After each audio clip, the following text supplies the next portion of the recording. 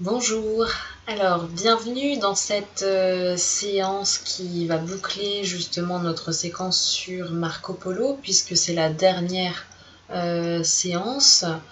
Nous étions à la séance 7, voici la séance 8. Alors, elle s'appelle un reporter de confiance, c'est une question.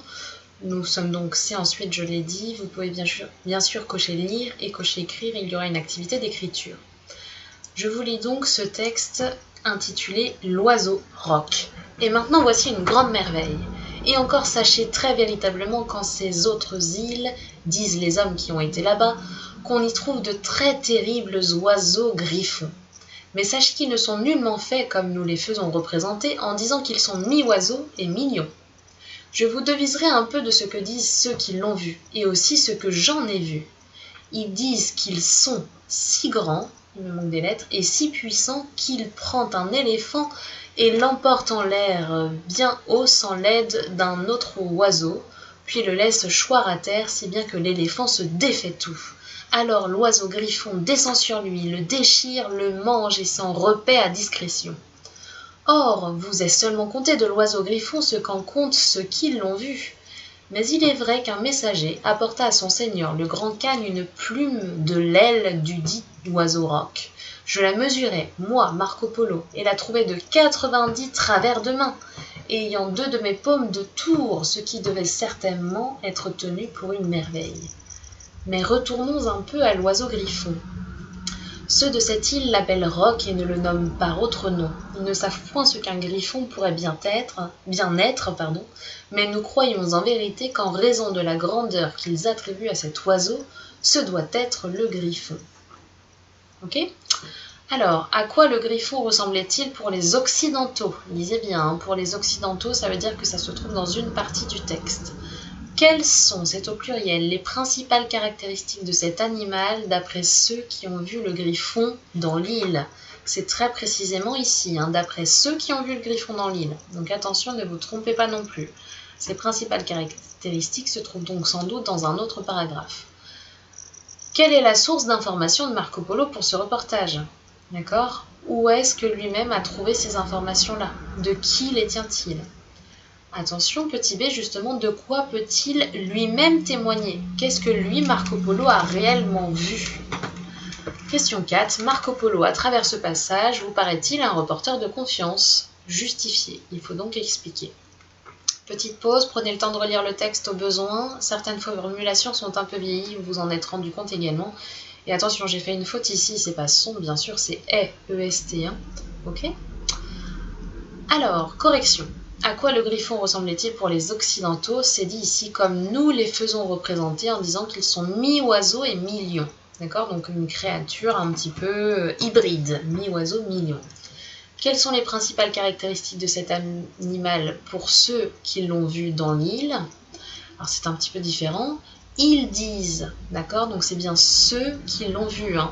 C'est du pluriel ici, ils disent. Il est si grand, si puissant qu'il prend un éléphant et l'emporte en l'air bien haut sans l'aide d'un autre oiseau. Donc tout ça montre bien effectivement sa puissance et tout ce qui en vient ensuite.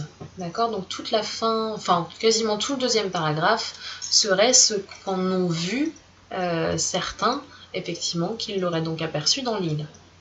Ok ? Quelle est la source d'information de Marco Polo pour ce reportage ? C'est dans le 3e paragraphe. C'est effectivement un messager et ceux qui l'ont vu. C'est-à-dire que ceux qui l'ont vu, ce sont ceux qui sont sur cette île ou qui sont allés sur cette île, et le messager, c'est celui qui l'aurait vu et apporte justement quelque chose. Il apporte une plume de l'aile de cet oiseau roc. Donc de quoi Marco Polo peut-il témoigner lui-même ? Il peut témoigner de cette plume qui viendrait de l'aile et de la taille de cette plume, puisqu'il vous dit 90 travers de main. Regardez votre main, regardez la largeur de votre main, et mettez-en maintenant 90 les unes à côté des autres. Donc ça, ce serait juste, effectivement, la taille de la plume, et qui ferait effectivement le tour de 2 paumes. Regardez vos paumes aussi, et justement, elles seraient aussi épaisses que ça, cette plume. Donc c'est quand même assez curieux. Ok ? Voilà de quoi Marco peut témoigner lui-même, ce serait donc des mesures de cette plume, et simplement une plume, même pas de l'aile de l'oiseau. Finalement, Question 4. Marco Polo vous paraît-il un reporter de confiance? Justifié. Alors là, la réponse, elle peut être oui, elle peut être non, elle est surtout oui et non. Ok? Puisque un reporter va témoigner normalement de ce qu'il a vu. Or là, Marco Polo, il n'a pas vu cet oiseau griffon. Et pourtant, il témoigne en disant que lui-même que cet oiseau griffon semble extraordinaire. Puisqu'il vous parle d'une grande merveille, c'est ce qu'il vous dit au début. Donc, un reporter, ça enquête. Est-ce qu'il a réellement enquêté sur l'oiseau griffon? Non. Il ne rapporte que ce qu'on lui a dit, que ce qu'on lui a amené. Il n'est pas allé lui-même chercher cette plume. C'est un messager qui l'apporte au Grand Khan.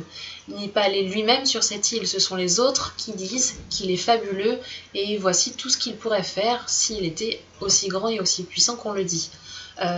Donc c'est un reporter, oui, mais qui ne va pas à la source de son information, qui se base sur une autre source et il n'est pas allé vérifier si sa source disait la vérité. Donc c'est un reporter, mais pas un reporter de confiance. Il n'a pas notre confiance à nous, lecteurs, il ne devrait pas l'avoir, parce qu'il n'est pas allé vérifier ses sources, parce qu'il n'est pas allé chercher l'information, parce qu'il nous raconte en fait des choses qui sont tout simplement extraordinaires, et contrairement à la salamandre où il l'avait vu de ses propres yeux que ça n'était pas un animal mais un minéral, là, il montre comme vrai, en tout cas il approuve comme vrai, quelque chose qui, en réalité, ne l'est pas. Nous, on le sait, l'oiseau griffon, mi-oiseau, mi-lion, ça n'est pas possible. Ok?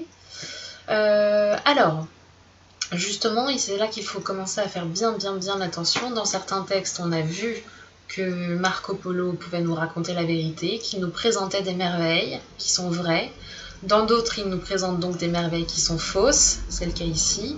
Dans d'autres textes, il n'est pas question de merveilles. Je vous rappelle que ça s'appelle le devisement. Donc par exemple, dans le texte précédent, c'était bien une explication scientifique.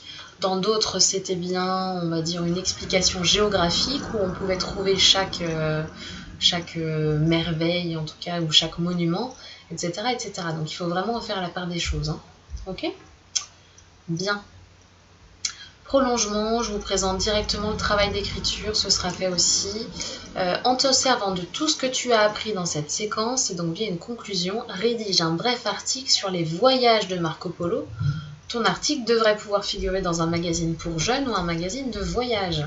Okay, je vous ai remis l'illustration juste à titre indicatif du griffon. Hein.